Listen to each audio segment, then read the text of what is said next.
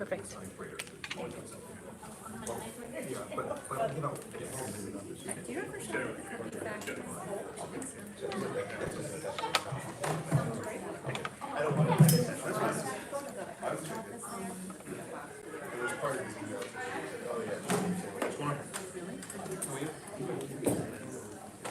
should take a ride over there. We should. but it's like, You know the flattest cookies in the little.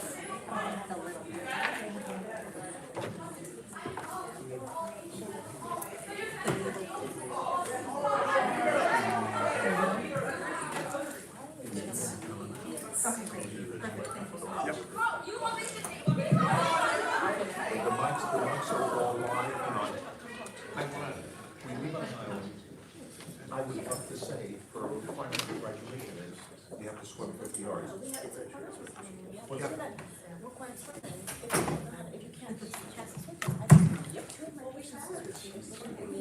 Yeah, but we have become very flexible. Trust me, I am not happy about it. Denise, you have a copy of the calendar? No, it's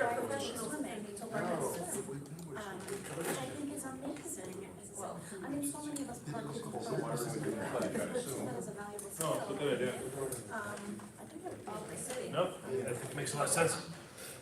That mic is on, because they don't know live. Hello.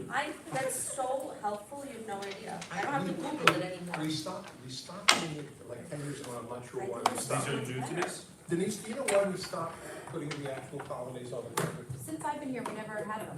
Yeah, I remember there was some discussion and we made a decision, Yeah. I'm not school sure. closed. Yeah. That's how When it you have was. like a weird date, you have to go Google it, like, why are we off, so. All right, let's get started. Welcome to our work session. Everyone rise for the pledge of allegiance. I pledge allegiance to the flag of the United States of America and to the republic for which it stands, one nation, under God, indivisible, with liberty and justice for all. I can, yeah. Okay, Hank, do you want to just start with the calendar? Well, I'm aware that we have a set agenda. I just wanted to share with the board and with community members that are with us this evening. We have held off adopting a calendar based upon the state's wavering on the June 2024 calendar. They started discussions with the last day of school, the last rating day is Friday, June 21st. They realized that next year's calendar is a significant challenge because of Easter and Passover being separate, and there being a challenge in a number of days. So they started looking at moving the rating day from the 21st to Wednesday, the 26th. There was some discussion that they were going to leave the morning of the 20th, which historically has been the chemistry regents, on the 20th.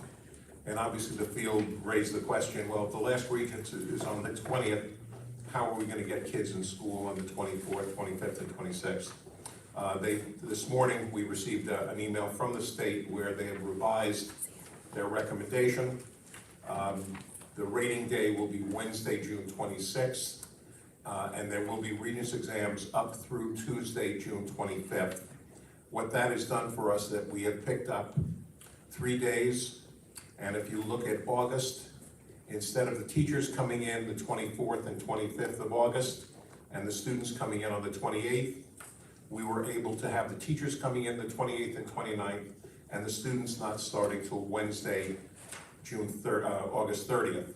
We will place this calendar on our agenda for discussion and potential adoption next Thursday evening.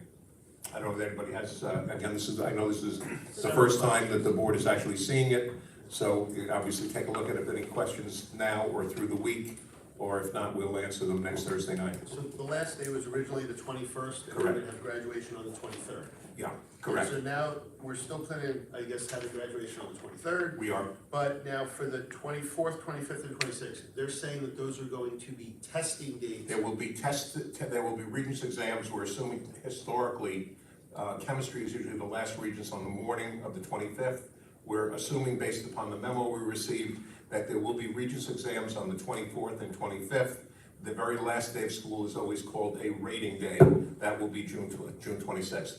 Got it, so high school students will, in most cases, need to be in school either the 24th or the 25th. Depending on Regents exams, seniors, maybe, maybe not.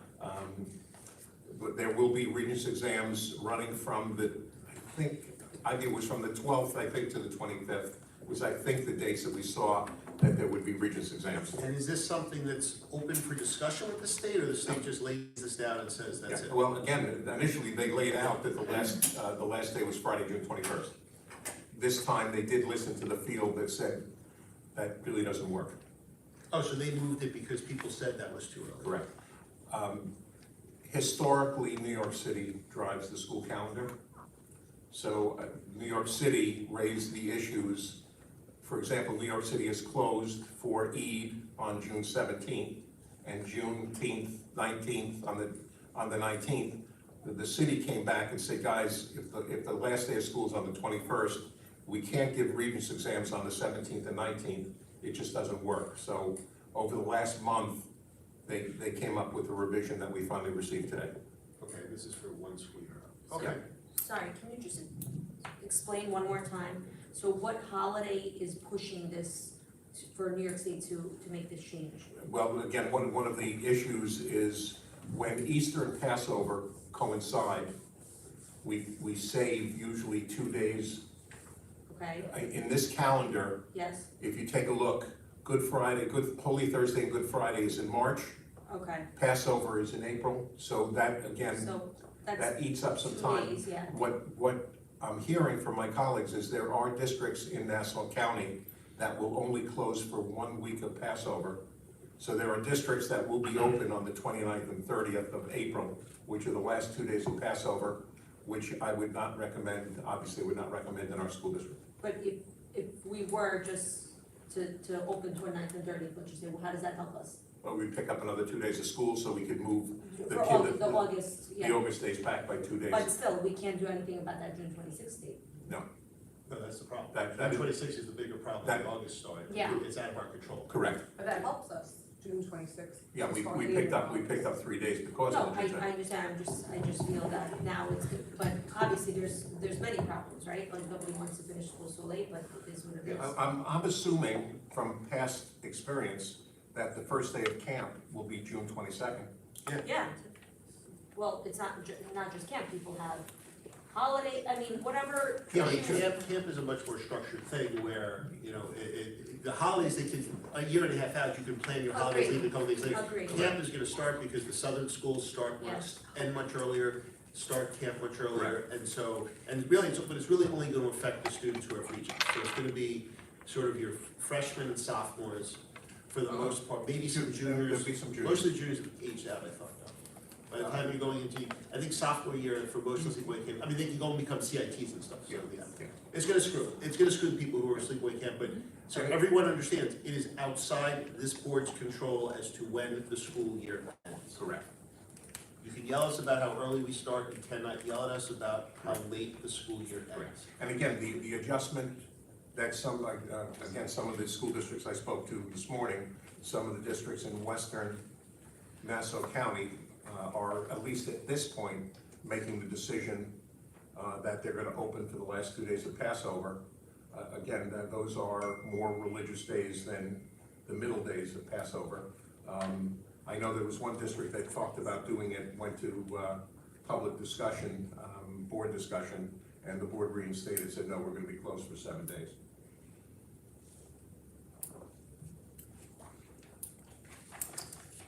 To be continued next Thursday. But even if we were to pick up those days on our calendar, then school would start on September 1st. Correct. So we still wouldn't even, so kids wouldn't even get that weekend regardless. Correct. And again, I think look, the history varies from district to district, Sam, but this district has always been closed for 7 days for Passover. There are other districts, Roslyn, Syosset, Plainview, that again, for long period of history, have always been closed 7 days. Oh, no, to me, it's always just around the weekend. If you can get another weekend, it Weekend out. makes sense, but if we can't get Well- another weekend, then the pressure to do that is, Yeah, you start the doesn't- first or the 30th, does it? Doesn't make sense, right?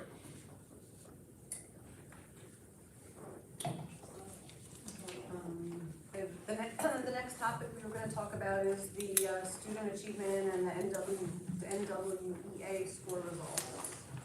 Oh, wait, can we just, well, since we're on schedules, I apologize, just because that came up. Can I just clarify something? So this past Tuesday, we had a remote day as opposed to an in-person day. Am I correct in saying that if we had closed school on that day, we would have had to have started school 1 day earlier? That's correct. So for the parents, again, who thought that we should have closed, understand if we had done a closure as opposed to a remote day, we would have had to start even 1 day earlier. So that was a decision that the board made about how to run that school year. So we did start a day later in August because we ran a remote day on Tuesday. That is correct. What's interesting, Sam, is I was at a superintendent's meeting today, and there are several districts in looking at the 23-24 calendar, based upon, this is probably the most difficult calendar because of the separation, that are looking now at using remote days in lieu of teacher conference days, to be able to pick up some time. So I think we'll see more districts doing it. Again, you're on the forefront. There you go. We are on the forefront, Sam. Thank you, sir. Now back to talking about testing results. And, you know, we've asked Ivy to speak a little bit about our testing results. Again, the board and our community has seen the article in Newsday about a week ago. If you look at our grades 3 through 8 ELA and math scores, it did incredibly well in terms of our student achievement data. We had a lot more kids participating, fewer opt-outs, and our results were outstanding. We were the highest in Long Island in both of those areas. And again, we attribute a great deal of that to how quickly our teachers came up to speed during the pandemic in utilizing technology, and how attentive our kids were by and large to moving back and forth from different modalities, hybrid, out of school, and online. And again, I think our district was blessed with the technology and the commitment to make that work, and one of the reasons why we did so well. Additionally, and again, I know that Ivy has shared with us before, we're gonna ask her again, in terms of our NWEA results, similarly support how well our kids are doing, and I'd like Ivy again to comment again on the supports that we have in place for the handful of kids that did have some lag during the pandemic. So with that, Ivy, you want to grab a microphone and talk to us for a few minutes? Sure.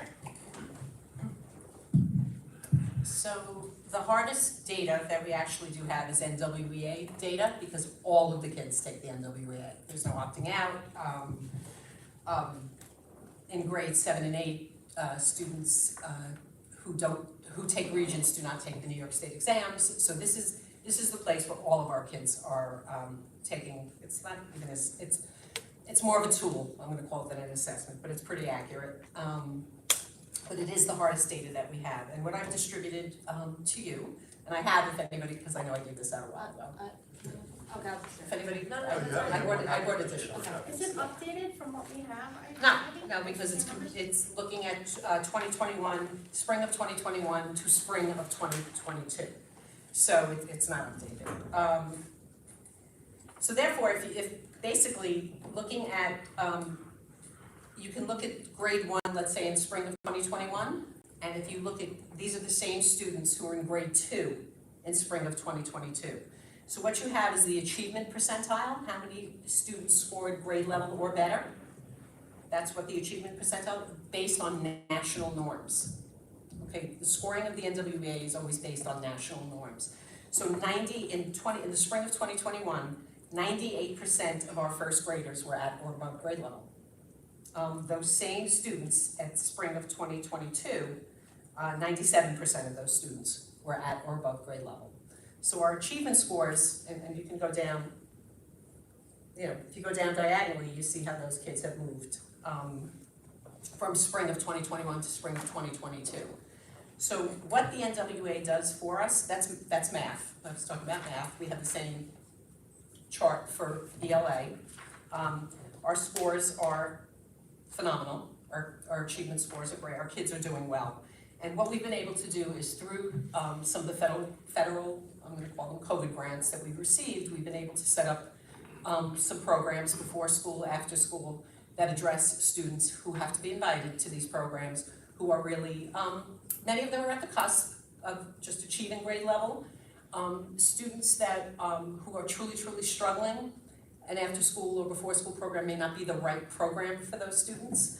What we found actually with our New York State assessment data is that we had probably twice as many students score level 4 in spring of 2022 than ever before. It's like the numbers doubled. So our students who are really doing well are doing phenomenally well.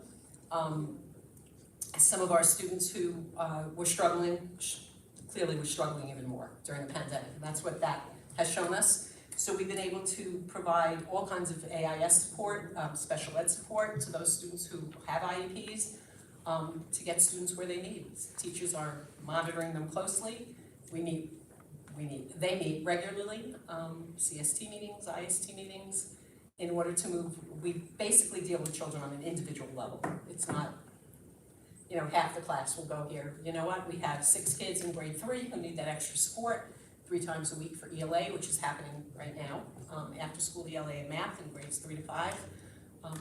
And it's handpicked children who will benefit, who will grow, and we've seen last year, looking at the data from the students' test data, 2022 test data, 75% of students in grades 3, 4, and 5 who are in that after-school program achieved a level 3 or higher. So we know that the model is working. Middle school, high school. Middle school is after school, high school is before school.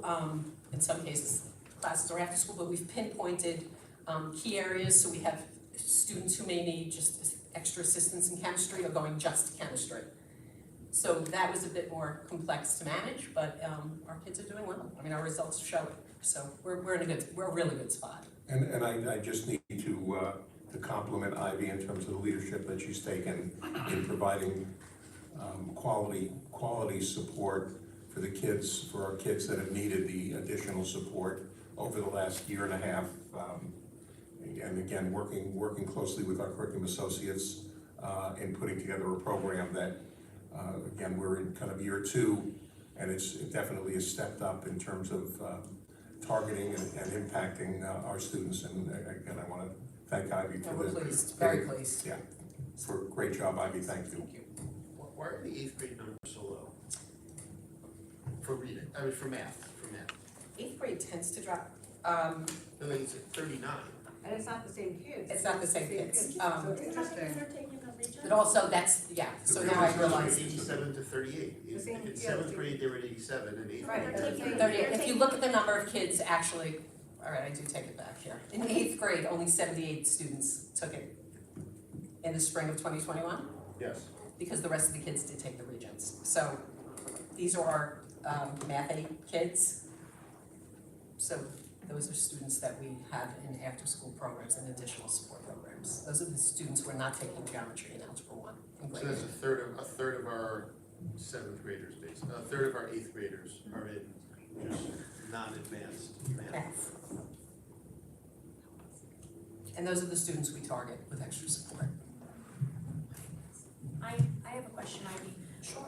So this test is given twice a year, correct? 3 times. Now Oh, we 3 do it times. 3 So- times a year. When you are comparing the years, have you looked at the percentage change in the RIT scores from fall to mid-year to spring, and how does that? That's why we do give it 3 times a year. So the percentage change from well, I don't think we gave it in 2020 3 times that year. No, we didn't. But between 21 and 22, was there any appreciable difference in how much, what percentage kids were changing per grade level? Like Yes, from it start was, to it was middle? not, because we do get graphs, actually individually, which is what the principals look Was it- at very closely. Was it different between the 2 years, meaning was our Well, catch-up year of 2021, was it Spring of less? 2020, it's hard to compare because not all of our kids were in school in the beginning of spring 2021. So it clearly wasn't awful for Correct. them, okay. But by the end, they were. And national norms are sort of the curve that year, or are they national norms that have carried over from years past? These national norms have stayed the same for the last, I'd say, 3 or 4 years. If they've changed, it's been by a point or so. So they've stayed, so that they haven't been, national norms haven't gone down because of COVID, so that an 89 achievement percentile is the same as what an 89 achievement percentile would have been 2 years prior. Yes. The norms haven't changed, no. And what does mean RIT score mean? What is RIT? The RITS, it's a measure, it's one used only by NWEA, it's a measure that they devised. So that is the mean score of our kids, our first graders, let's say, looking at the first score in math, the mean RITS score was 167.8. So that's half our kids, that was our mean midpoint. And do you know what the national norm is for that? I don't have it with me. But that's like a number, it would just be a discrete number that says national norm is X. Yes, we have, there are different RITS scores at every grade level, actually, that students have to meet, so. And so you would be able to tell us how many of our students were below national norm and how many were above national norm? Right, like for instance, I'll give you off the top of my head, I do know that the national norm for grade 5 is 209. For math or reading? Pretty sure it's math. So right, so if you look at, that's the average, so if 209 is, We're at 225. and that's our mid score, Right. exactly, so. And how high does it go? Gosh, I don't even know, because it does go up beyond 8th grade. We No, don't, but how high does what's the highest score you Like, can is this get? 225? as high as you go, you can go as high, Do you have a 500? probably into the high 300s. No, because that'll skew the norm, that'll skew the average, I should say. So if you have people who have 350 and you have a bunch of people who are 150, your score's gonna look great on average, but you've got Yeah, no, some they- really high performers and some they- people who are really Right, struggling. we do have elementary kids who are scoring at a middle school and low high school level. So, So would you just be, the only follow-up is the numbers for each of these, for which ones are above national, how many are below national norm for each grade, for each test? That's all. I think that's. off the top of my head, I Oh, don't- no, I no, can no, go get it, oh, I no, can no, go I get don't it. need now, I'm saying follow up Right. at some later date, just just send it to us when you get a chance. Yeah, no, I could tell you what the RIT scores are for each grade level. Just another question, are there, I think I read somewhere that there are other subjects that can be tested by the NWEA? So, Is there a social studies and science. Is there a reason why we don't do those? Not that I'm pushing for it, I assume that we have great other perfectly like adequate or if not better than. Well, it's content knowledge, it's, you don't want to have teachers start teaching to a test. Sure. We follow New York State standards, especially in social studies, there's a little bit different than the country, so Oh, that's right, this is. it's a national, That's right. Can you just walk through the process of if parents want to see their child's NWA score, as we've talked about in the past, what they need to do to be able to see their child's There is a NWA? parent report, so they can ask their principal for it. And as a matter of fact, I think at this point, the elementary principals are sending them home, those parent reports. And so the parent can just call up, ask for their child's NWA parent report, Mhm. and it will get sent home. Absolutely. And it's a report that most parents should be able to understand just by looking at it. Yeah, it's very simple to read. And it has historical data as well as just the current year, or No, what is it? it has usually just the current year. There is historical data that we have for every child, so, So they would be able to see that if they're concerned. absolutely. NWEA also produces very comprehensive reports, that's why we love it. It gives you every piece of data you'd ever wanna know about what your child knows about ELA and math. Parents have the opportunity to sit with a teacher and review that. We don't send that home because most parents couldn't make sense of it. So what's in the comprehensive report that's not in the parent report? Everything, I mean, what your child's ready to learn next, what they didn't master, you know, what particular skill they haven't mastered yet, what they should be learning, what should come after that. I mean, it's intense. And given we have no parents who would care about that, what would a parent need to do to see that? They would need Sit to with the contact, teacher, so the teacher can explain. so they would reach out to their teacher? Mhm, yep, so the teacher can sit and go over it with. Okay, so they reach out to the teacher would schedule a meeting where they could see the numbers and sit down and talk to the teacher about it. Absolutely. Ivy, could you just, when we first adopted NWEA, they gave us a presentation, I think I'm probably the only one that was on the board back then, so for everyone else, can you explain how the test works, because it's very interesting. It's computerized, which is a good thing because our students will be taking, the ELA and math, New York State math assessments this year on computer. By 2026, it's mandated for all 3 to 8 students anyway, so we're diving in, this year. Everyone is taking computerized except grade 3 math. So 4 to 8 are gonna be taking the math assessments on computer, ELA is gonna be 3 to 8. So we're diving in. It's adaptive, Yeah, that's the part that's so right, interesting. so what's interesting is, Explain adaptive. I am. It gives every child an entry point at the beginning, every child starts the same, and if they get the next question right, they get the first question right, the next one may be a little bit more difficult. And it keeps going. It moves with the student, so if a child, misses a question, it may take it down to an easier level, the next one, so it works with the child. We have, for the last 5 years, there's been a move to convince the state to move away from the current models of state testing and move to adaptive testing. There are 3 companies that make adaptive tests. NWEA is probably the most popular. And again, it is just so much more useful instructionally than the current state tests. And we continue to push the state. And we are told, well, maybe, but again, it just makes a lot of sense that let's use NWEA instead of the current state tests that have currently been used for the last 10 years. So relative, And it's quick, you get the data next day, which is, As opposed to the state as tests, which opposed we, to 6 months later, Yeah. correct. Which the teacher doesn't have the student anymore to. Correct.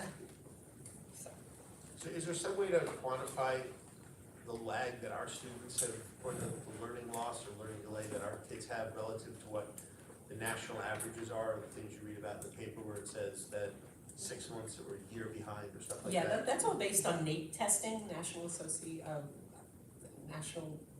that's a national test that's given, I believe, giving it to 4th graders and 8th graders across the country. They get the same test, and based on whatever their populations that they picked, that's the, whatever school districts or those with those results. Compared to those, we don't fit into that at all. We're not in that box at all. So we would say that there was very minimal learning loss. Very minimal learning loss. Although we saw students that struggled now have bigger gaps. Those that didn't have soared. Pre-pandemic. The now gaps they're have become a bigger. little bit bigger, and obviously we're addressing that. The numbers are not big in any, especially at the elementary schools. So it's very easy to meet those kids one-on-one, give them all the support they need to get them. What specific gap is bigger? The gap between them and their classmates, or between them and where they would be? Their learning loss became a bit bigger. We're finding bigger gaps But we've, in their particular learning loss. but we've identified those students, Oh, and we have measures yes. in place to help remediate them where Absolutely. So I think it'll be interesting in the next year or two to see if we've closed those gaps and see if they've made significant advances. Children who in struggle those. are starting to make small gains, but those are the ones who really suffer. But we're working with them. Yes, absolutely. Can you quantify the elementary schools about how many students we're talking about? Is it 10, 100, 300? I would say between all three elementary schools, 15. 15 total students. And how are you assessing this in the kids who aren't taking these tests? So under third grade, is it more just like subjective assessments that they're done learning well, or this is strict? K-1 takes NWEA as well. Yep. Kindergarten doesn't take it, they do a winter and a spring. So we can see growth, clearly, they're not reading yet, so, you know, maybe aren't, so we don't give it to them in fall, but grade 1 does take it in fall, so.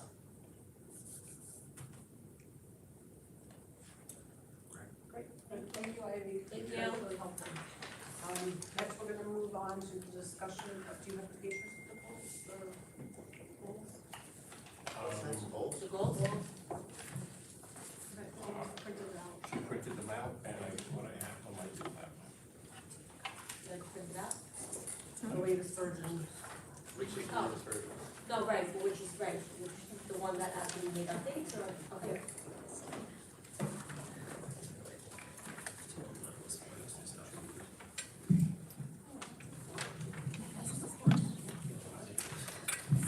Am I included?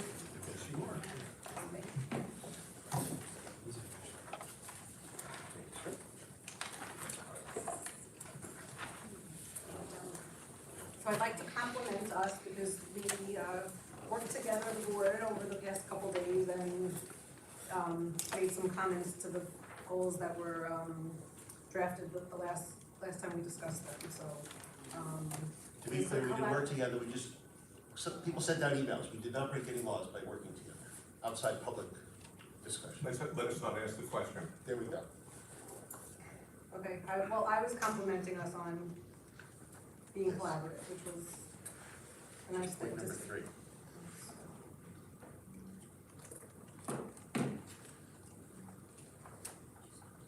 Who's gonna start? Anyone have any comments on number 1? Jill, just bring the microphone. So. I liked what we did with goals 2, 3, option number 2, and goal 4. For goal 1, to me, I didn't really understand what we meant by supporting a diverse learning community.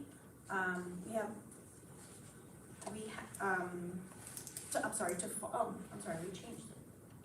This is after everybody, Yeah, this is what after, No, I thought it's we were- not, it was the Let's last take thing it that off. was I emailed, got it it. wasn't what everybody got it, I take it liked. back, never mind. Oh, you done? Carry on. Oh, so you have your Fosters, what you wanted. I didn't like Foster. Again, with these goals, my view is, as the board knows at this point, look, we all agree on the concepts, and I think all we're doing here is discussing the wording. And in my mind, writing is about making decisions, and we want to keep a number of concepts in here, and I think really the differences we're gonna have tonight focus on how you approach that, and I think, again, not in a negative fashion, I think some of these are good the way they are, but I think some of them just have too many words. I don't think the idea of these goals is to say every single thought that enters someone's mind. It doesn't have to have every single concept. I think there's repetitive points in here that need to be eliminated, and I think that just goes back to how people write. And so, I'll start off with the positive. I think number 2 is rock solid, pretty much the way it is. I have no change in that. But I'll go to point number 1. I don't know what educational partnerships we're talking about, but I certainly don't know what enhanced educational partnerships are. So the word enhanced is superfluous. It doesn't, are we saying that Well, we're? just 'cause you don't know what it means, but. No, I'm saying, okay, but enhanced educational partnerships, I have no problem. We have educational partnerships like we do with Canon. I'm not sure what enhanced is going to add to that. I'll make my points and then someone can respond. I also don't think that, as Dr. Balachandar was just referring to, to support a diverse learning community that meets the needs of all students. That meets the needs of all students is, in my mind, repetitive to a diverse learning community. It's like, we don't need to put in here every single word that we want to have. And so to me, it would be to support a diverse learning community by offering a broad, challenging, and engaging curriculum and by pursuing educational partnerships.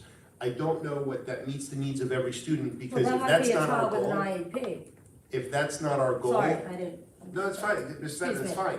I mean, we've got that in diverse learning community. I understand what we're trying to say, I think we've already said it. And it's just, again, the more words you add, the more you dilute the words that you leave in there. And so, that would be for the goal number one, take out that meets the needs of all students, because that's what our objective has always been. And two, you know, enhance doesn't add anything.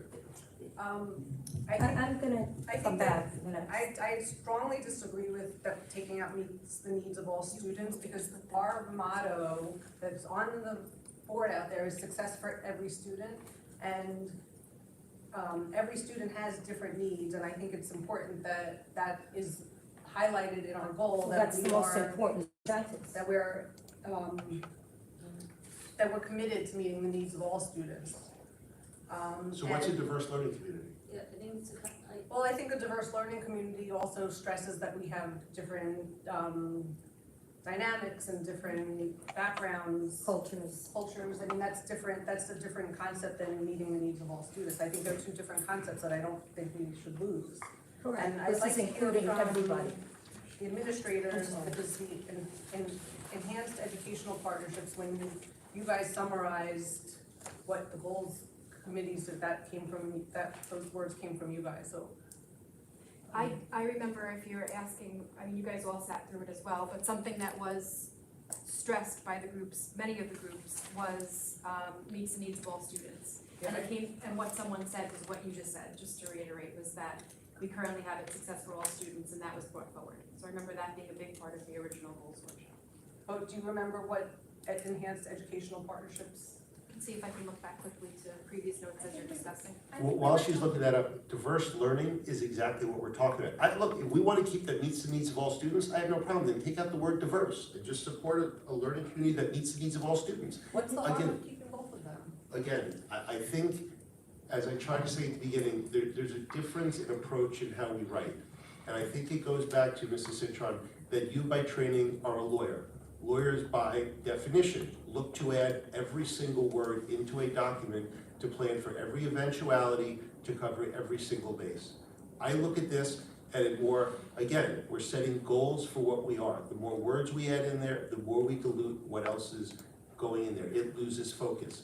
I'm not saying, it's another example of you don't need to put every single thought into the goal. We understand No, what they're it two means. separate thoughts. I think it's reasonably succinct the way it's written. I don't know what enhanced educational partnerships are, so I think we need to define what we mean by that. Diverse learning community that meets the needs of all students, I think it's inclusive. I actually like the way that's written. That's fine then, Yeah. then we'll go with it. But I agree that we should, pursuing educational partnerships, enhanced, greater, whatever term we want to use, but I agree, what's the intent of enhanced? Are we looking to, I think the intent is to increase the educational partnerships that we have. So, we've talked about, expanding, we have a relationship with maybe, 6 or 8 post-secondary institutions. We'd like to expand that. Does it still, if we take out the word enhanced, does it? expanding educational partnerships? Just put, and by enhancing educational partnerships, again, I'm not saying I have a problem with the word enhance, I just don't know what it does there. So just engaging curriculum and enhancing educational partnerships, or grow whatever you could say. There we go. That works. What's that, I'm sorry? I'm saying, instead of pursuing enhance, just say enhance it. Enhancing education, fine, By enhancing educational I like that. partnerships. Good, Who's keeping track? I will.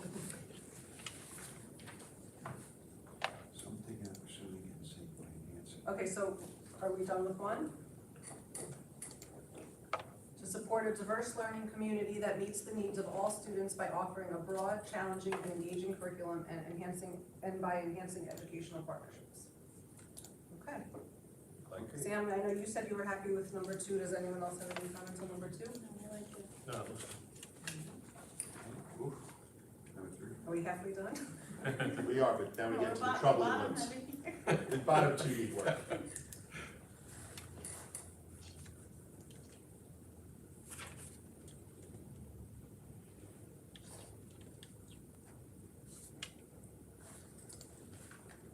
the left hand wanna start? No? I mean, then no one else, I'll start. No, I think Okay. 3 needs to be cleaned up. Okay. Yeah, I just don't, I think the point is there, and also what I wanted to stick in, I just don't like how it sounds, it doesn't roll off the tongue so easily, so. So can we talk about a couple of things that are a problem with it, which I think are gonna allow us to cut out some of the words? Start off with the easy ones. Mitigate and reduce are the same exact thing. I definitely think we can, again, make a choice and eliminate one, if not both, but I think we want at least one in there. Second, Yeah, I'm sorry to interrupt. go ahead, no, of course. Identify and help, reduce stress. Identify and mitigate. Mitigate is reduce, or you can do reduce. Whatever, yeah, one. How about Second, manage? I don't like, it was managed before, and the reason I don't like it is it just basically, I feel like it says, take the stress and just kind of deal with it, manage it, like know how to compartmentalize it. I kind of like the word reduce, because I feel like, it's always good, like how can we reduce stress for the student or the Right, no, family or absolutely. whatever it is. Okay. I agree with that, so as long Alright, as so we're we'll gonna take cut out that. mitigate and just say identify the causes of and reduce stress. Now, to me, I thought the most important part of this, look, I think resilient, I was the one who put it in there, I think is very important, but I thought that the key part of this was to live the emotionally balanced lives, and I thought that's what this part should start off with. And to help each child live an emotionally balanced life. And I think at the end of the day, not only do they need to manage, and resilience is a skill. It's not the skill to enable them to be resilient. Resilience is a skill. Are there strategies for becoming more resilient? Yes. But, so there could be teaching strategies to become resilient, that's fine. But resilience as itself is a skill. There are no skills to teach to become more resilient. Are you including kids with IEPs? Is this for everybody? This is for the entire whole school district, every This is the single entire child in the school district. Okay, so resilient, with some children that may not have this skill and may need. You know what, I'm getting very disgusted, quite frankly, but I'm gonna keep my mouth shut. Please, you're here, you can contribute. You're the expert. Far from it, that's why we're discussing it. You're the expert on IEPs. You know that, whatever.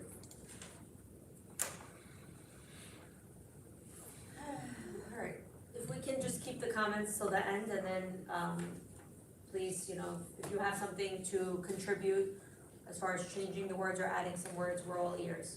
So, okay, so I think, Sam, what you're saying is get rid of the word, resilient, like get rid of it altogether? Resilient is the Oh, word that okay. needs to be in there, that's like my Okay. number one word. I what thought do you you want? wanted to You live want- emotionally you said balanced, that. I thought that's To what. help each child live emotionally balanced lives by helping them identify, And mitigate the stress, or, helping them identify and reduce stress in their lives. To allow each child to live an emotionally balanced life by helping them identify and mitigate the causes of stress and build resilience. But. That still sounds a little That's fuzzy. fine, I think, wait, sounds what? Wordier. No, it's not that, I just don't like the way, I don't like the way it flows, I think it can be more eloquent. Of course it can, Yeah. but I think those are the key points is in No, my I mind that need to understand, be so there. we're not looking to take anything out, we're looking to just reword. Absolutely. I just wanted You wanna to take word out the the word end of it. resilience. I think we're I'm gonna, sorry, I apologize. I'd like to, I didn't wanna take out the word resilient, I put the word in there and I wanted it in Go there. back to the tape. So, to help you, so are we saying, Well, I'm just trying to understand, so, what do you want the last part to say, help so them? to help each child develop this, I just need to read out loud, I'm sorry, to help each child develop the skills and strategies to enable them to be resilient and live emotionally balanced lives, Oh, I guess you could take out and help them. then help, that's what it is, So you take take out out, help them and then say identify. identify the causes of, and reduce stress in their lives. yeah, like either we're taking out mitigate or we're taking out reduce, and I guess that isn't I interchangeable. think reduce, with the word. think that reduce works. is simpler. It just reduces stuff Yeah, that's so I like think so. simpler, I I agree think with that that. helps. So- To help each child develop the skills and strategies to enable them to be resilient and live emotionally balanced lives and identify the causes of and reduce stress. Again, resilience is a skill, it's not. It's not just a skill, resilience is a trait. To enable them to You can learn to be resilient. That's something, there's. 100% you can learn to Right, be so we're resilient. saying, Right, you're so saying we're we want to helping teach them, kids we're to helping be them, resilient. you're giving them You're skills and saying- There strategies is to no be skill resilient. to resilience. What do you, It's a how do you strategy. know that? Why? Because I actually looked it up before we came in here, I Oh, did some Googled research it. on it. Right, There but we're could be saying skill- to build the I'm skills and sure they strategies, could you're find- saying it's a strategy. It's a A social strategy, there are worker. strategies, develop the You're strategies, saying it's whatever. repetitive? Well, exactly, it doesn't matter. It's like, you're telling me how do I know, only because I actually did some work before we came in here, Oh, and okay. everywhere I looked, it said resiliency is a skill. It doesn't say there are skills to resiliency, it says But there resiliency is a could be skill. skills to, you could use skills to learn other skills. That just because it is a skill doesn't mean that there's those skills. The APA, I'm sorry. I honestly don't care, I We mean, could- this is fine, we're just gonna go in a drawer for 10 years, so that's fine. We wanna do that, we leave it that way. This is all we're only doing this to put out for public comment anyway. Just the APA, American Psychological Association, defines resilience as the process and outcome of successfully adapting to difficult or challenging life experiences, especially through mental, emotional, and behavioral flexibility and adjustment to external and internal demands. So, So is it, so it's a skill or it's a strategy? I don't think that I don't know if you can define Okay, it I'm one, not sure if it matters, I'm just trying to understand what they're defining it. I think there's skills that you can employ that will help you become a More resilient resilient? individual. So, So, you don't think so, Sam? Google it, like I said, I'm not gonna, you could find somebody who's agree with you on Google in just about anything. I mean, I'm going based upon, definitions from, respected, 100%. institutions. I'm open to discussion on this, but I do think there are life skills that you learn and that you can employ that will help you become, hopefully, a more resilient individual and an individual that can identify, like we're talking about here, stress and employ strategies to reduce that stress. Just to be clear, all I'm saying, I have no problem with strategies for resilience. If we wanna do skills and strategies, again, more words, diluting the focus of it, making it longer, making it read less smoothly. But if everybody's set, if the four of you are set on skills and strategies, as they say in the elections, everybody can make the wrong answer, but if that's what the majority wants, it's the right answer. Okay, so let's read it. To help each child develop the skills and strategies to enable them to be resilient and live emotionally balanced lives and identify the causes of and reduce stress. Again, emotionally balanced lives was the initial focus of this piece. The way it reads now, saying resilience, make them resilient to live emotionally balanced lives by teaching them. It says and. resilient and live emotionally balanced lives. It doesn't say resilient to live, it says resilient By and. being resilient will lead them to be emotionally balanced. But again, One way, I mean, that's one way. I don't know, is everyone other than Sam okay I with just the way wanna- it's read? You don't like the ends. I just wanna remove mitigate, yeah, Yeah. I wanna. I would get rid of that. mitigate too, Yeah, that, I said that, Okay, yeah, identify help the them causes identify. of and reduce stress. Yes, so So we're, we're gonna we're take out- past mitigate, so we're all agreed, So we're gonna take out this help them at the second to, to help each child develop the skills and strategies to be resilient.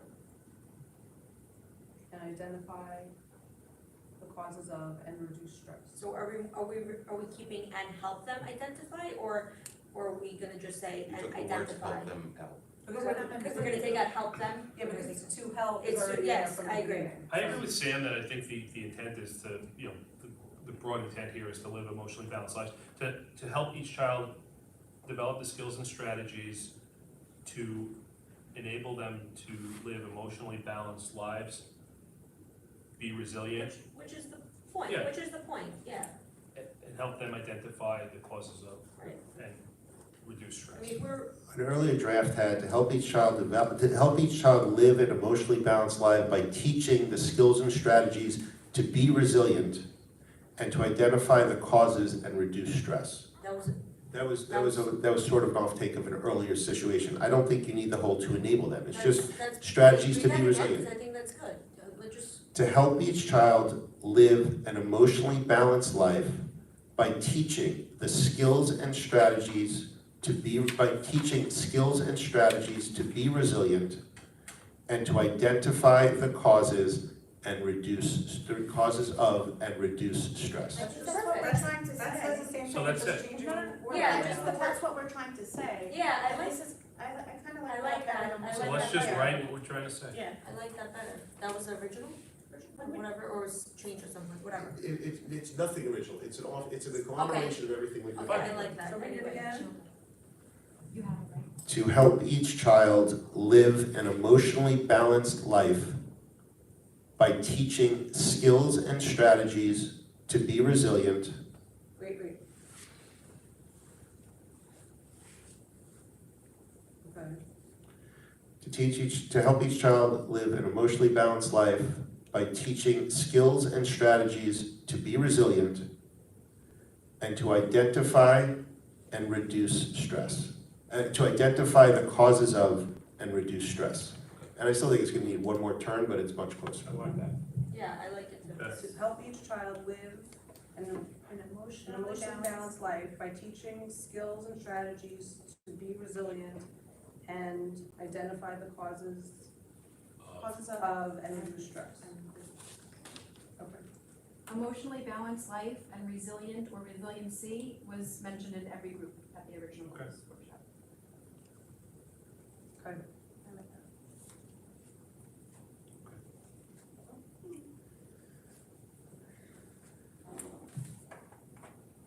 Okay, number 4.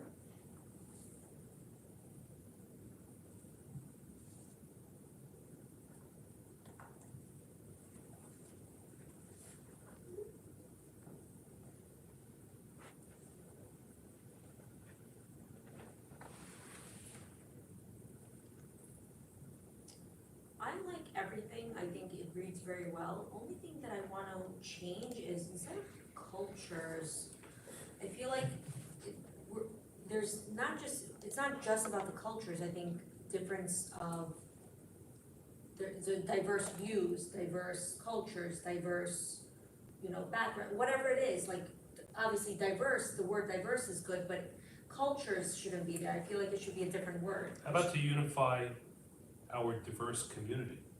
So to unify the diverse To, community, to unify our diverse community in a manner, and then. in a manner that respects differences, to unify our diverse community. It's broader, so it's, Yeah. culture, religion. Yeah, it just means it's more encompassing, Exactly, and less wordy. yeah. Or anyone else? I I think that sounds good. Denise, do you think that the I people, just searched through notes for from, like, anything, people that- nothing, culture was only mentioned twice, but in ways that community could. okay. But we're- I don't wanna like take out something that like, No, I just I know looked you through, I people just said- searched. But we're through. identifying. Culture means like where you come from, or what your background is, but we wanna talk about But this diverse. is broader. Yeah, it's broader.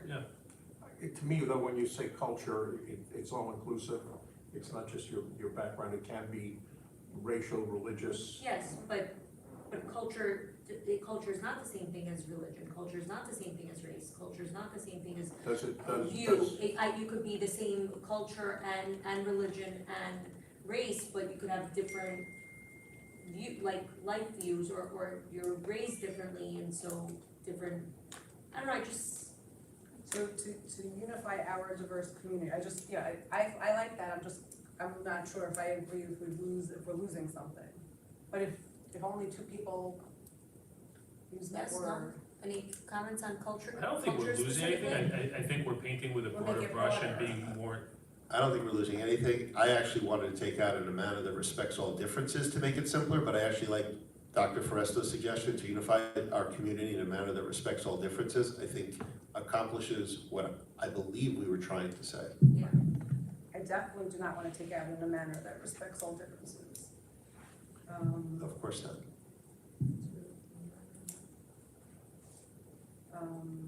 Did you say to unify our diverse community or just unify? I would- our community? I would to unify our Our diverse community in a manner that respects all differences and to encourage purposeful, compassionate, empathetic communication that engenders collaboration. Again, we're using too many words. We can have purposeful dialogue, we may even have compassionate dialogue, we can have empathetic dialogue or communication. We don't need to have every single adjective that crossed the committee's mind in the discussion here.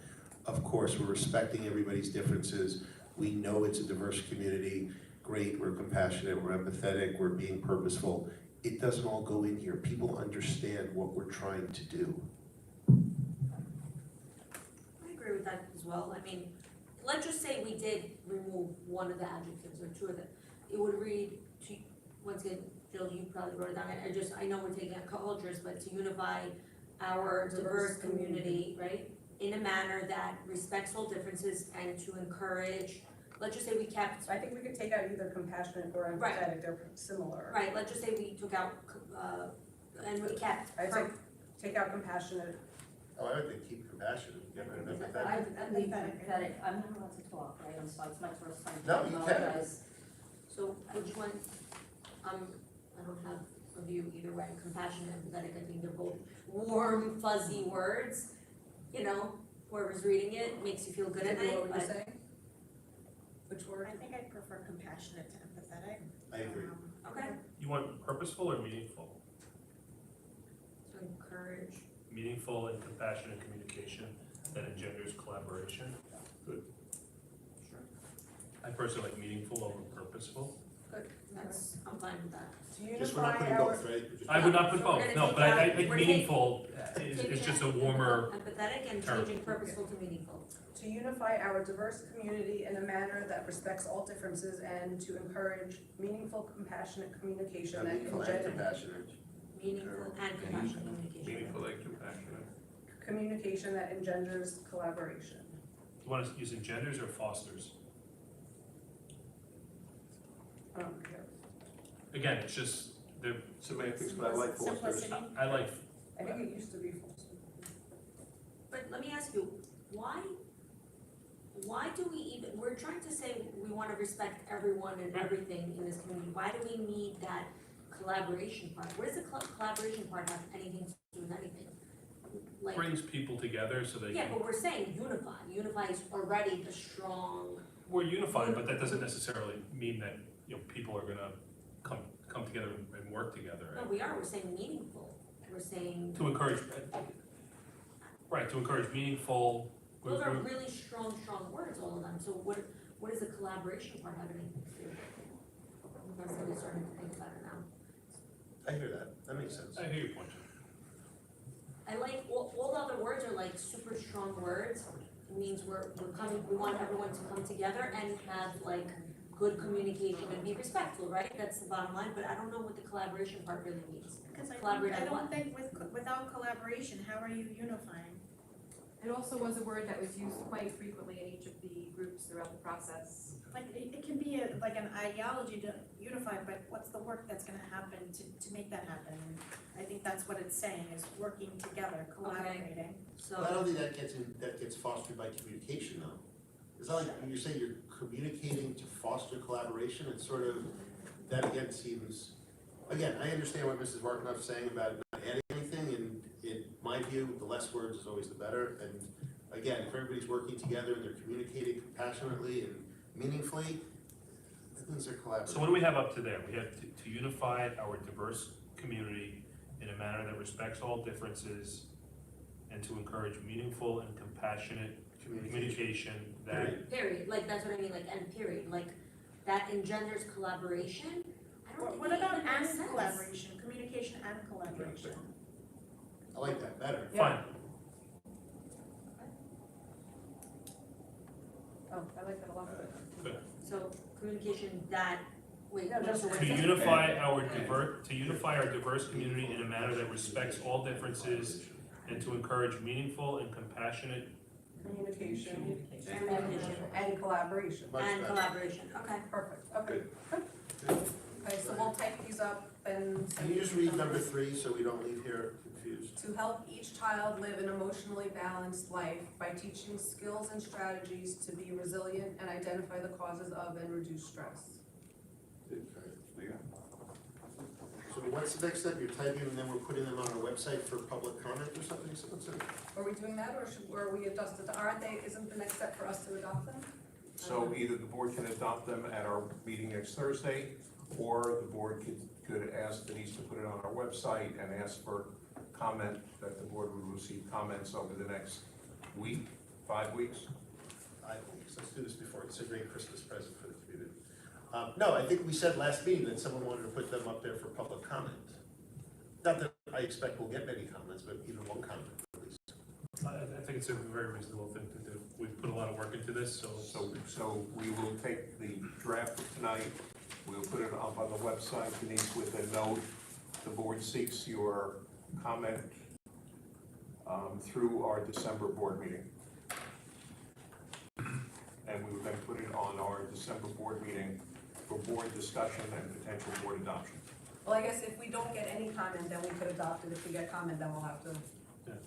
A lot of people spent a lot of time putting this together, and to be able to distill, hours of conversation into, one page that really, synopsizes, our goals as a district, I think is one of the more important things that we've done. Sounds like a plan. Okay. And the last topic we have for tonight is the weighting of grades. We've been talking about that at the last several meetings. I just wanted to, at the last meeting, we said that we wanted to get feedback from the community. So I wanted to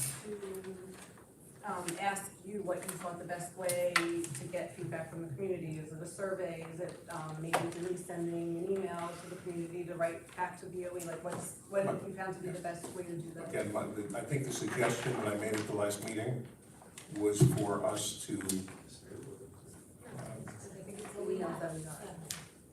send a communication from the school district. This was the, Yeah, the slide deck from the group. correct. So again, the recommendation that I believe that I made at our last discussion was for us to ask to, from our staff, from our students, and from our parents, to please provide us with feedback. By sending an email to all students, all staff, and all parents, sending an email on behalf of the board saying we have discussed a weighting, please see attached. As the board continues in their discussions, they're eager to hear feedback from individual and groups of students, parents, staff members. Our plan is to review feedback, comment for discussion at future board meetings, hopefully with a decision by our January 2023 board meeting. I think that's the meeting we had said.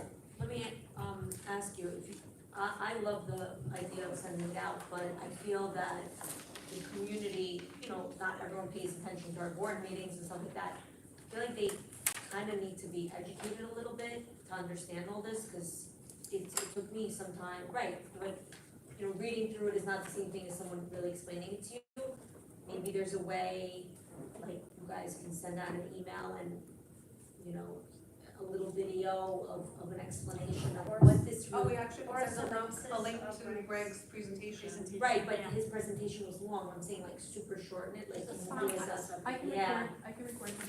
So, Yeah, like- all right, so what we can Yeah. do is talk to Greg and maybe have Greg do a 3-minute yeah, clip that we would attach, I think that would be great. and then also attach the handouts. Pros and cons, Yeah. I think, like, And right? schools that weight, not weight, the alternate system, I think Yes. that's just. Yeah, his, what people again, know. I think his slides were, frankly, they were informational to me in terms, Absolutely. I was surprised at some of that information. All right, so we'll put together an email, we'll put together a draft presentation, and we'll get Greg to work with Denise and put together a 2-minute, 3-minute.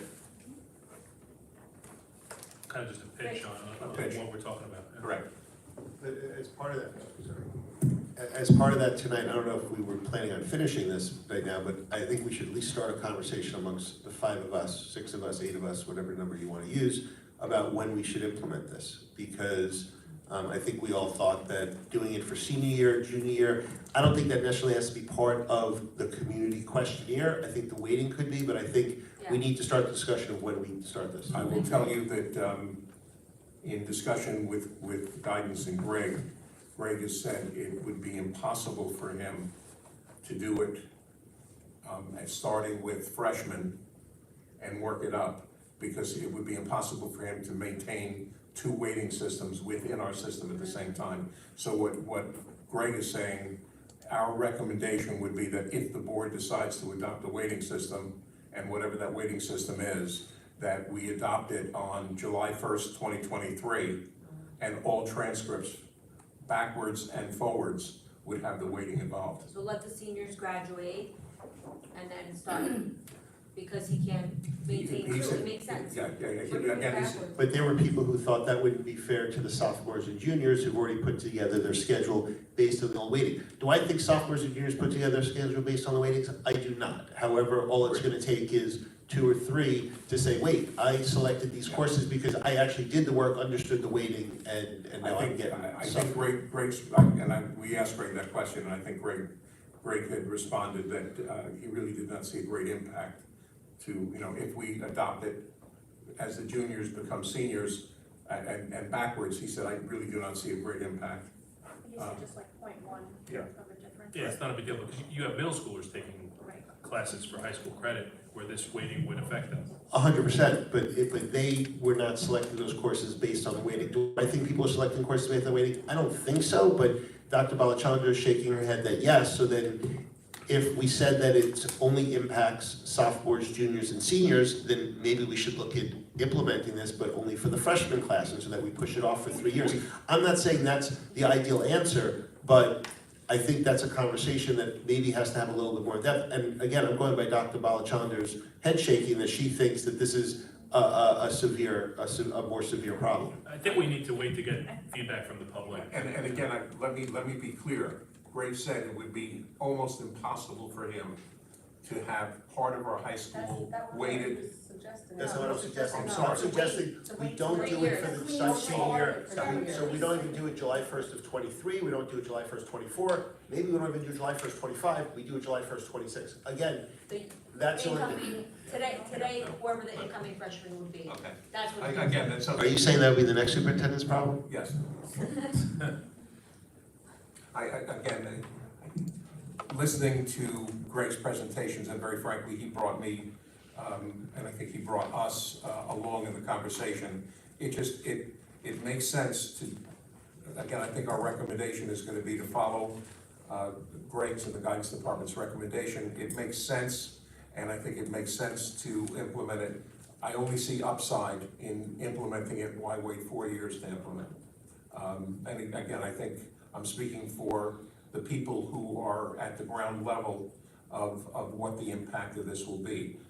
They're making a clear recommendation. I understand their recommendation. I think they brought some of us along in that conversation. And now let's hear, based on their recommendation, feedback from all constituents. And Can I maybe ask one put question? that in the email that's going out, saying, if the plan, the thought is to possibly start this July 1st, 2023, so that way, if someone does have feedback and they're strongly against it, they would have that opportunity to complain. Never questioning what Mr. Sloan says, but the only time this weighted GPA is used is for college applications. I read somewhere that also scholarships take into account sometimes weighted GPAs. Scholarships at Jericho or at college? Okay, but I'm saying, the only time people are using this weighted GPA is for college applications or later. So, again, not questioning Mr. Sloan's statement, I'm not sure why doing it for different classes would matter, since you're only really doing this for a college application. But So, if like, they're transferring. And Samuel, I understand that. I think one of the things that Greg said to us is, right now, we undervalue, for example, science and social science research. I think one of the things Greg is saying, well, I think he will agree with you, it's primarily for post-secondary, but for kids here today, making a decision on social science research or science research, saying, guess what? We value that more than 0.0. We value that as 0.3, the same as we value BC Calc. And I agree with that, which is why we're redoing the system. And again, I think that is actually correcting a bigger injustice than saying people you have to wait 2 or 3 years. However, it is changing a system that potentially, as Dr. Balachandra vigorously showed with her head nod, that people chose their schedule based on this stuff. And again, I agree with you. I think doing it as soon as possible is probably the right answer. I think we just need to think about it, and if it's that reason, then that makes perfect sense. And- Well, let's and- put it in the email, and if a lot of people have an issue with it, And we'll take that again, into consideration. I give the board a lot of credit in terms of, we started having this conversation over the summer, and we're not rushing to make a decision. We've discussed it numerous times since the summer.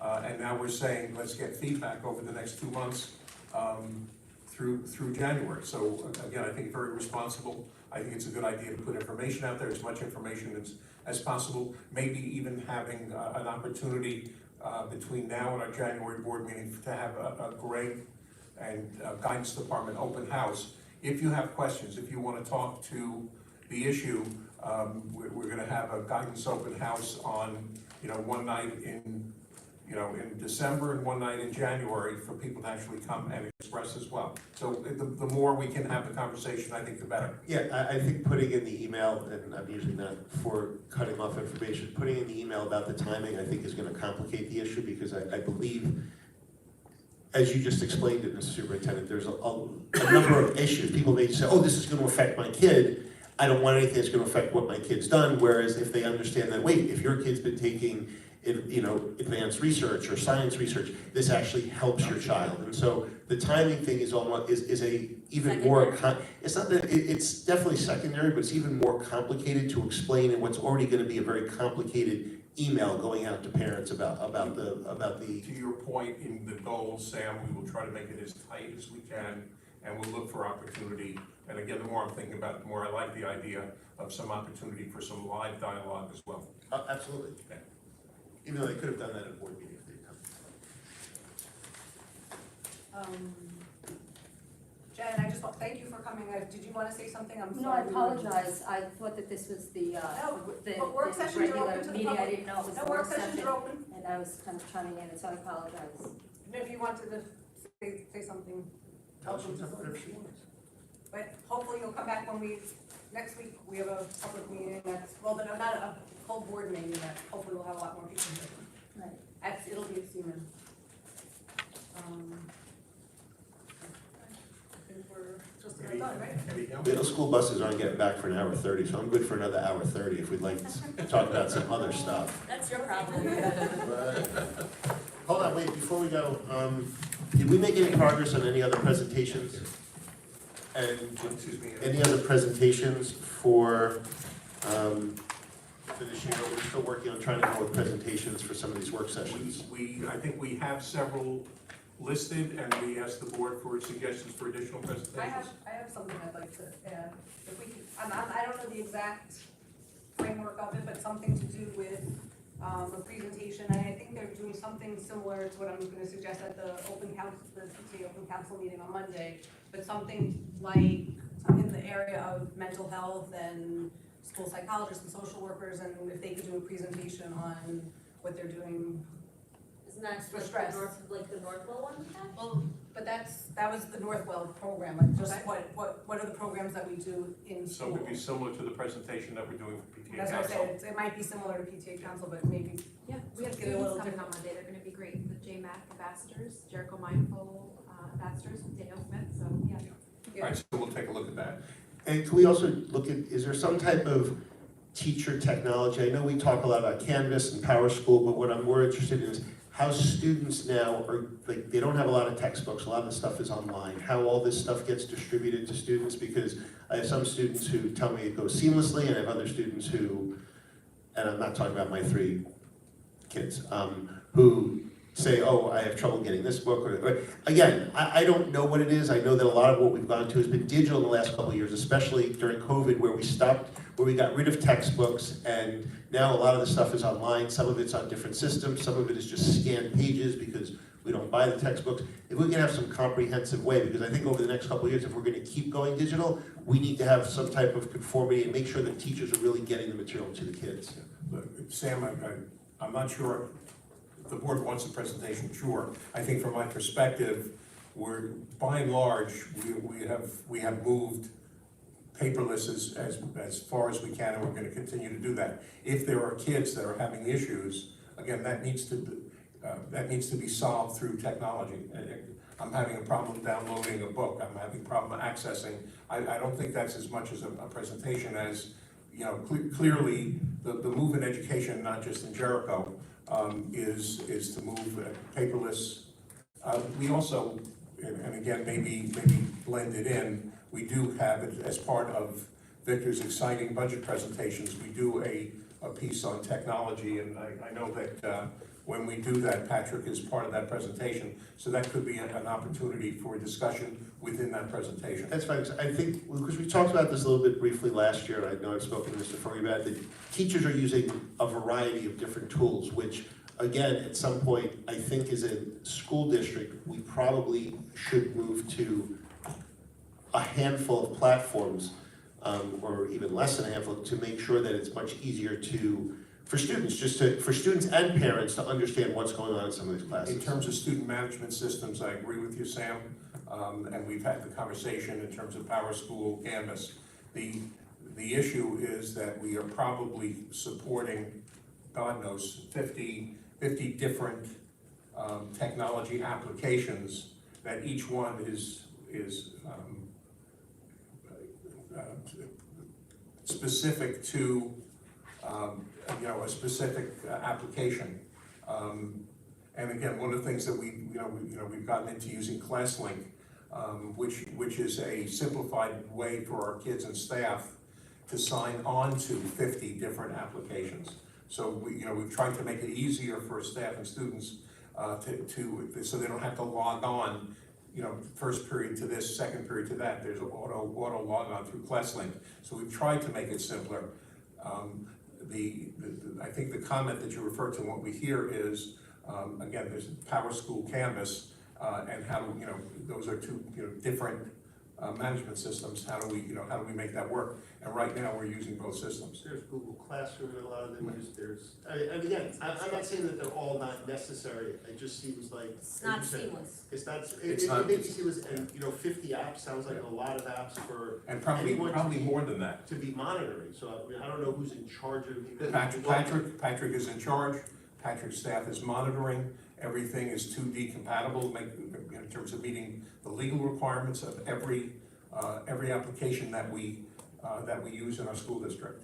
And again, those are questions that we can ask Patrick when he does his presentation. And there's textbook adoptions that include a 5 or 6 year electronic subscription. So you have the textbook with the electronic subscription, and then you also just have standalone software programs that teachers use additionally within the classroom that are separate from the textbook. Did we schedule when we're gonna have I can't say the word, and the time by time. Yes, Did we that- schedule when we're gonna talk about it on a work session or board meeting? Yeah, Denise, we scheduled that, right? I don't think we had this. I already started the conference, I'm done. thought it was December. So, Is that the same one as the conference? Yeah. It's really close. Oh, sorry. I have a question. We don't have to carry it. If I may ask a question? As far as the special education policy, there's a policy that you're discussing about IEPs, and I know it's been on the table. Are you alerting the special education parents that this policy is being addressed and that they understand that they're able to have some say in what goes into this policy and who dictates this policy? Because I know that it's here, and Mrs. Martinoff, she did mention that a lot of people don't follow this and don't really know what's going on, and I'm just curious how we can alert the other special education parents. I mean, This is a serious policy. The title of the policies that we address at each board meeting is in an email that Denise sends out the Tuesday before the meeting. So, I mean, I guess within like the SEPTA community, if someone were to read that and alert the rest of the SEPTA community, I mean, that's, I know like in the past, like PTA, if there was an issue that they saw was relevant that they wanted to talk about, they would spread the word among their friends and colleagues, I guess, to say, this is an important topic, notice it, come and talk. I encourage people to attend board meetings, I think, and I've been saying this for a long time, I always try to tell the people I know, come to the board meetings, speak up if you have something to say, but a lot of people don't really wanna spend the time, so. Now, as far as that Unfortunately. policy, as far as that policy, are students allowed to speak? Yeah, students can speak at a board meeting. Right, with their IEPs, they're allowed to have a discussion about that, and who makes that decision? Well, everyone's allowed to speak at our board meetings during the open, Public comment. public comment. Thank you. Are you done, Mrs. Devon? You done speaking? Yeah. Just one one other thing that we had talked about for a possible work session was, and I don't know if it would be if it's enough to take up a whole work session, but having students come in and talk about volunteer opportunities, or maybe things that they're doing outside of school, extracurricular. I know we focus a lot about what's being done here, but maybe outside of the school. I don't know if that would be of interest to some parents in the community. Or even, I think someone had suggested summer things that they were doing. I think it's great to get people, I think we talked about people getting to know about those, I just don't know if people are gonna show up to hear about other people. What they do, or Yeah. just to ask questions, I don't know. Or maybe that's a better student We run do have activity. that as part of the curriculum fair, that's in January, we also do have volunteer opportunities available, so the curriculum fair is kind of set up on the outside of the room, but we have more volunteer and service opportunities, so that's available in January. Also, just, while we have Victor before he departs us for happier times, so firstly, with an opportunity to publicly wish Victor and Kathy a happy Saturday night wedding. And we have some cookies up here to help celebrate. We have a bachelor party in the office tonight. Tonight? Oh, you guys can be Are late. you really? Sam wasn't invited. No, I'm not. Ben and I are actually hosting. We're dancing. And we're dancing. I don't wanna know what happens. But what I'd like to do is, while Victor's here, we've been moving forward, and obviously the board's aware that we've been discussing the possibility of bringing in a subcontractor to run our cafeteria from December to June. We are all very excited about the possibility, and again, it all appears in the last day of coming to fruition, where we will be able to move forward with Aramark from December 1st to June 30th. We're excited, we see a great deal of upside possibilities in doing this, and it will be on our agenda next Thursday night for us to actually approve moving forward with Aramark. Victor, again, you won't be with us next Thursday night, but I figured you're here this evening, maybe you can give us a quick Sure. overview. So we concluded negotiations with, between Heather Bigley and Aramark, actually today. I shared an email with Hank, I think you forwarded it to the board so you could go through it. Bottom line, what we did was calculate the salaries and benefits associated with the cafeteria workers, because they will remain our employees for the balance of the year.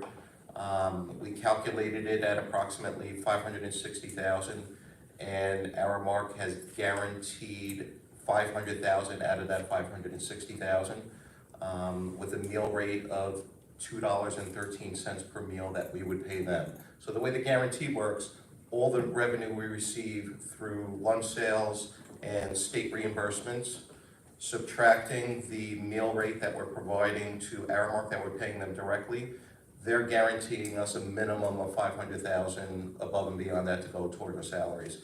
Based on our projections, we feel the $500,000 will be closer to $700,000, assuming some growth in participation, about 5% growth, which isn't a lot, but assuming a little growth between now and the end of the school year.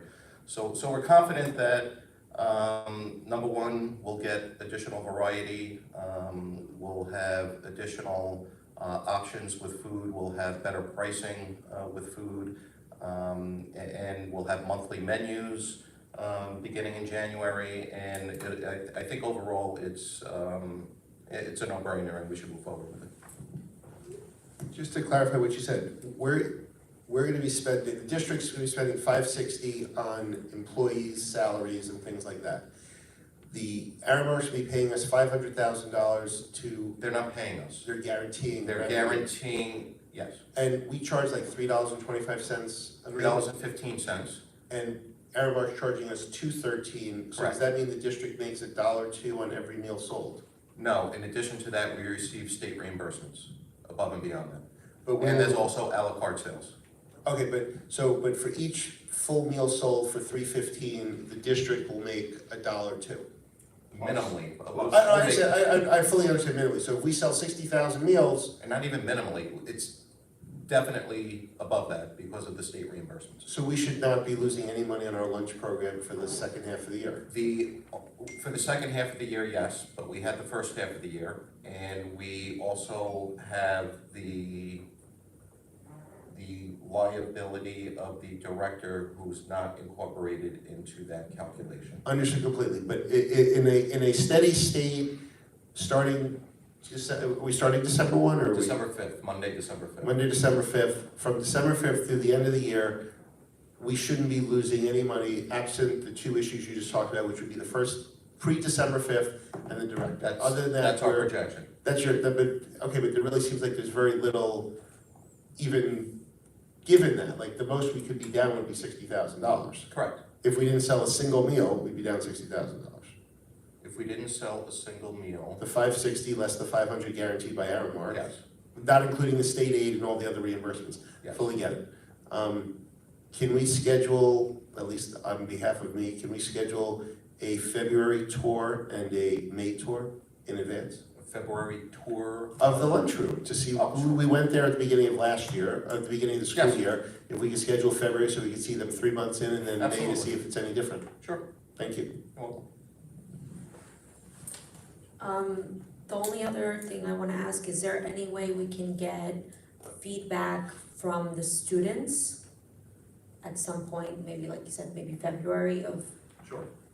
you know, what do they think? I would really love to know their opinion, are they happy? Is there some- Absolutely, we I wanna think it's hear their opinions perfect. as well. Perfect, And one of the reasons we're making the decision is based upon kid feedback. so I just wanna make sure that they, you know, we're here, we're doing it to improve things, not Absolutely, to go backwards in any way, so we wanna make sure that they're happy and agreed. Thank you, everyone. See you all next,